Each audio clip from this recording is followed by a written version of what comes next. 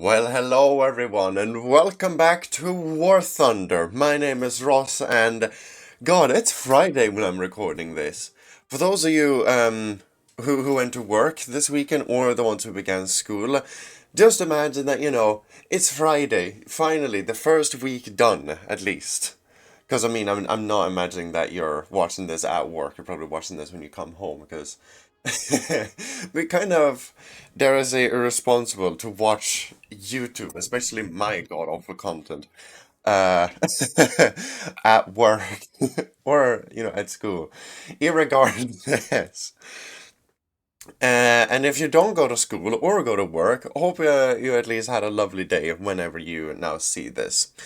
Today, I thought we're gonna give a look at, yet again, one of my personal favorite vehicles, arguably my favorite tank ever, the Leopard 2A4s. Now, to clarify, the Leopard 2A4 is, for me personally, the, dare I say, best looking tank probably ever.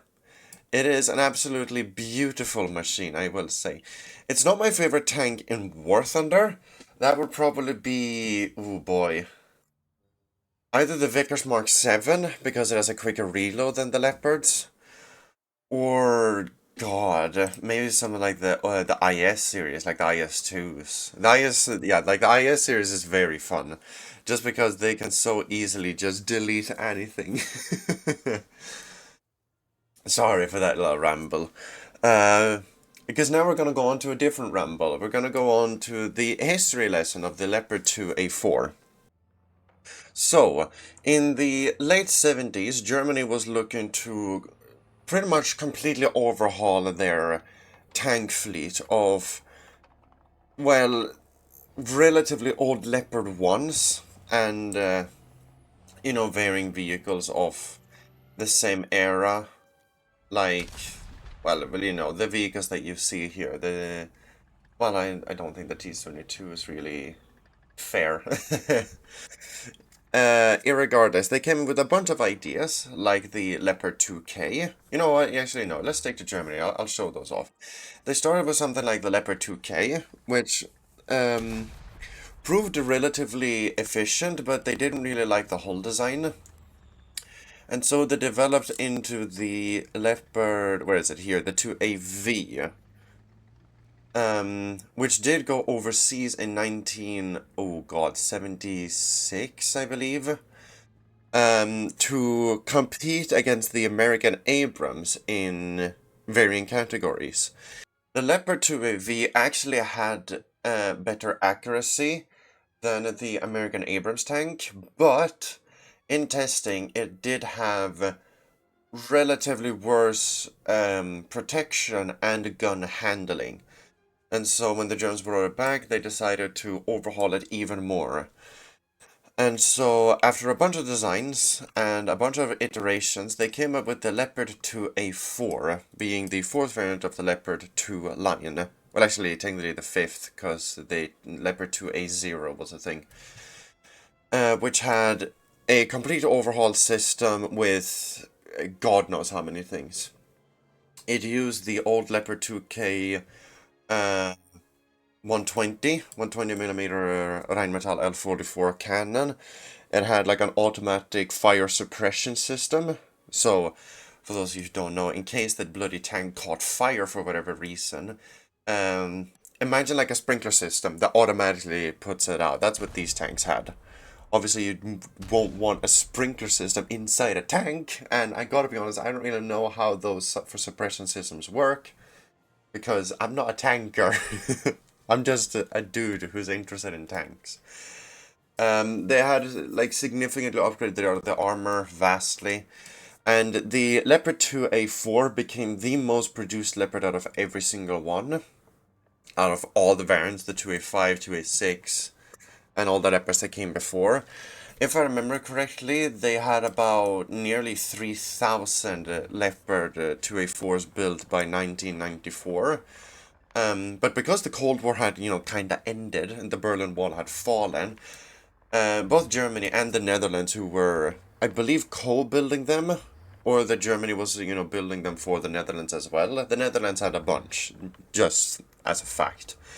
These nations realize that, well, if quote unquote peace is assured now that, you know, the Soviet Union had fallen, what's the point of having all these tanks? So they started selling off a bunch of variants, mainly to, as you can see here, Sweden, Finland, a bunch of different nations. And that's what we have in War Thunder. These tanks are comparatively good. They are relatively... See, I'm gonna, like, you know what? No, I'm not gonna say that, because I think no matter what I say, people are gonna get upset with me. Because the Leopards are quite controversial. Some people say that they have amazing armor and survivability. Some people say that they have absolutely awful survivability. I don't think I'll take a stance on it. The Leopard 2A4 has a really good shell, being DM23 at, you know, 408 millimeters of pen at 0 degrees at 100 meters. A laser rangefinder and thermals, finally!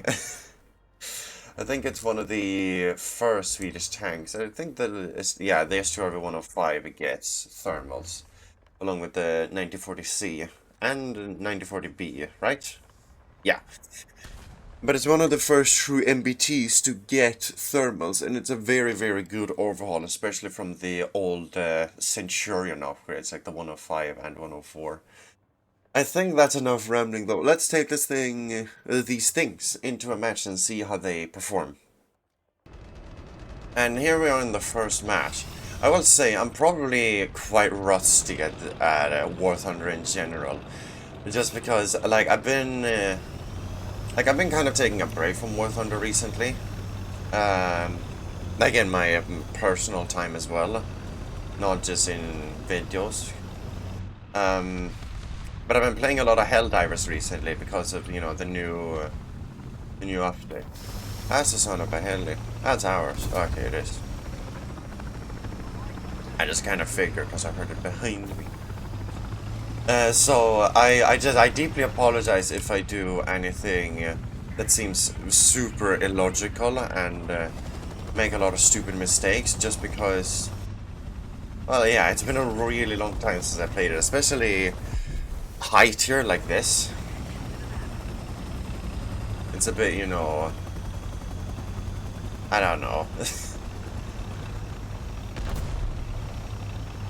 Well, hello, Challenger. Oh, that's a nice noise. Treff, yes. That's a hit and a half. The fucking loader just screaming. I do like the Swedish voice lines. I remember, you know, yeah, I'll talk about that a little. Why not? Obviously, as a Swede myself, I've always been quite interested in Swedish tanks.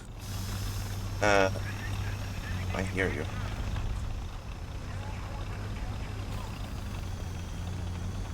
Hang on. I knew there was something over there. Down the street down here, you can see. Oh, he died. Oof. God damn. But yeah, I've always been interested in Swedish tanks. And the first game that ever got Swedish tanks that I could readily play was World of Tanks. I know, shocker. I'm not gonna get into the debate of which one is better, because that's not an argument for now. But I will say I really hated the voice actor for the Swedish voice lines in that game, because I don't know, it felt like it was just exaggerating the lines a lot. It sounded like a Swedish person trying to just make his language sound as ridiculous as possible, and I didn't really like that. What are you? Ooh, a Leopard 2A4.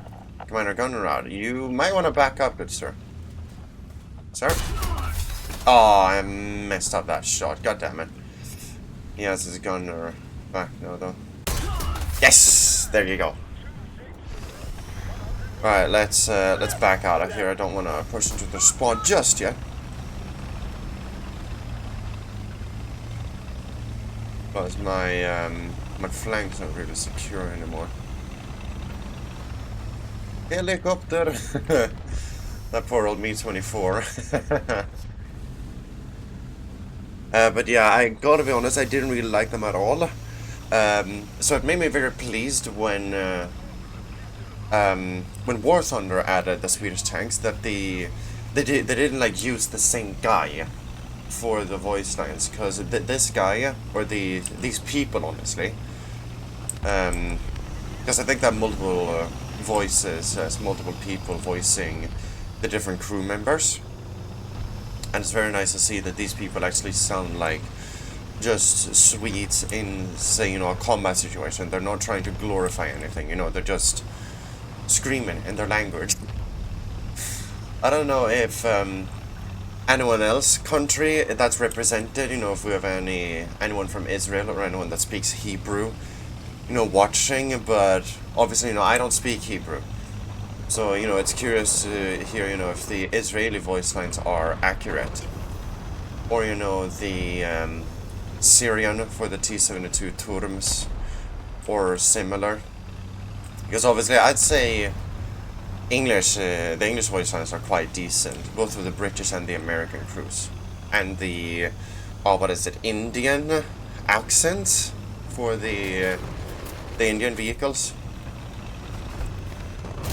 Oh my god! Oh boy, it's a Leo. A Leopard, oh my god, oh my god. Oh my god, I'm such a Neanderthal, Jesus Christ. Stop bullying me! I shoot you. I kill you. Oh god. Oh, what is... There's something on my right? I got hit markers from over here. Weird. I mean, if there is something over there, I sure as hell can't see it. Yeah, sorry for that little ramble. I just felt that it would be interesting. There we go. 185 down. God damn. This has been quite the match. I think we might cut it here and cut into the next match. And here we are in the second match, kind of reluctantly on Fields of Poland. I gotta say, this is not amongst my favorite maps. I gotta say, this is not. Nah, this is not really it, Chief. But yeah, another thing on to close off that point I made last match. Another thing I really love about the voice lines is how they're, dare I say, personal in a way to the different nations. Like, sometimes when you win in a match as a British tanks, the commander says, "Alright boys, put on the kettle." Which I feel is very nice. And for the Swedish one, I'll say it in Swedish. Det blir kaffe och bullar på det här. Which means, let's have some coffee and, what would it be, like cinnamon rolls? Which I feel is very funny and very nice, because it's so what's the word I'm looking for? It's so like typical. It's not stereotypical, but it is very, like, for me personally, at least as a Swedish person, I find that stuff funny just because it's such a well-known that's a Turms. It's such a well-known like thing, like, you know, coffee and cinnamon rolls. That's such a thing here. What is that shooting? Am I blind? Yeah, I am. Oh no! It's a 292. Can I get my crew back before he shoots me? Nope, I could not. God damn it! Well, that was pretty damn unlucky. That, you see, that's exactly what I mean. They're just kind of Ross being a bit eepy. I mean, I did wake up not too long ago, as you can probably hear by my godforsaken voice and, well, my gameplay. Nay, come on! Ah, shit! And here we are in the final match of the day. Good God, that last match was yeah, just like I said, it was really not it, Chief. I don't know. I mean, just getting one tapped by a 292 twice over. Not really that good. Oh, shit! Well then.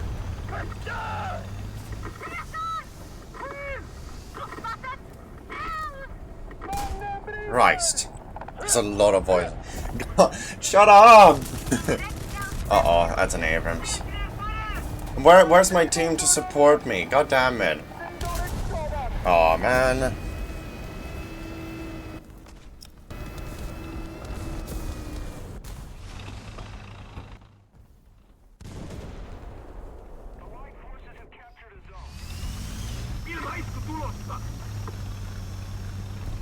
Yeah, that was really not a good match, but I mean that, well, sorry, a good life, I guess you can say, but, you know, what could I really do? I was completely alone over there.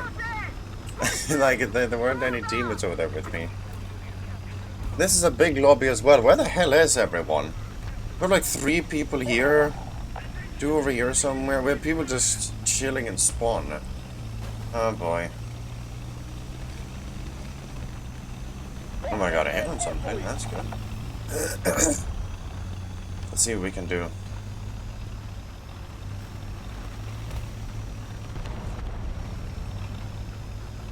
I hear that he... There he is.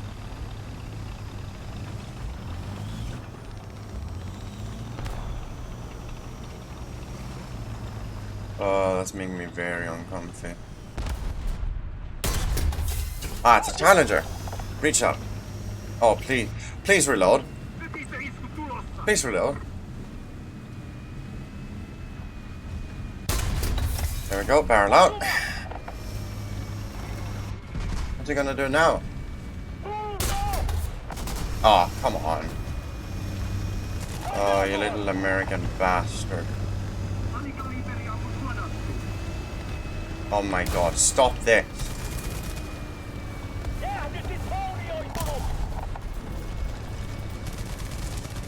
Oh my god, this guy's so fucking annoying. Jesus Christ. Come here.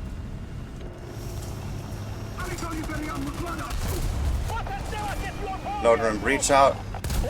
Nay, oh no, no, I'm probably dead here. The sounds are out reloads me. Damn it, dude. Yeah, just. God damn it. Well, that just about does it for this episode. God damn it. That last bullshittery there was really fucking annoying. God damn, that really killed my mood. It's just because, like, god damn it, it's so annoying. Ugh, whatever. Anyhow, that just about does it for this episode of War Thunder. If you enjoy the kind of content that I make, then do be sure to leave a like or a comment to show support. And if you want to go the extra mile, then do be sure to subscribe, because it does help me out a lot. But until next week, I'll see you all then. Have a lovely weekend. Bye bye.